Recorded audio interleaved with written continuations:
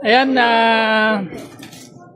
kagigising lang ni Kuya Noy at atin na pong naabala para ipaabot ang inyong tulong ng ating mga busilak ang puso. Kami po ay naatasan lang ng Team United OFW Charity Group na ipaabot ang food pack na ito. Ito po ay panimula pa lamang na tulong natin kay Kuya.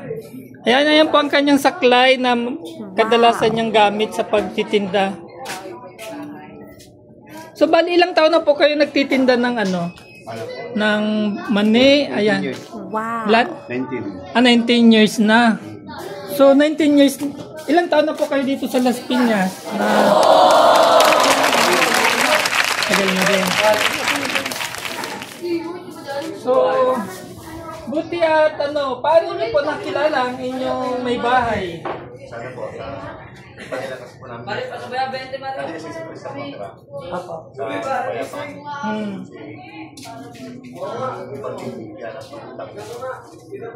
Simula ko ng pandemya, isang taon. So ilan taon na kayong nagsasama ng inyong wife? 21 years. Tagal na rin pala. So ilan taon na kayo Yan. dito kami sa loob para squatter po kasi dito kaya pasensya na kayo mga kababayan. Ayan, ito po yung pakita nyo nga kuya yung mga paninda nyo. Ito po bit niya to lahat kasi nagtitinda. So talagang magkano naman po yung kinikita nyo sa isang araw?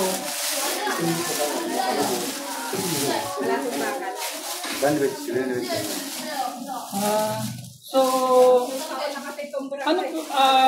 magkano po ang inaabot ng ganitong kapital? Lahat na po, lahat na magkano po ang inaabot ng puhunan ninyo sa... Wow, may ka na niya. So inaabot na pong 2,000 ang puhunan dito ni Kuya. Ayuda. So hopefully malay natin pagkatapos po pagka nabenta na po niya ito sa kanya nariringit Hindi pa sila. puhunan na 2,000. Si Ate Glo, di na nakabalik. So rain or shine po ay ayan. Kaya ang rain or shine po ay nakikita ko siya lagi sa kalsada na nagtitinda. Oo, na may tindahan ka.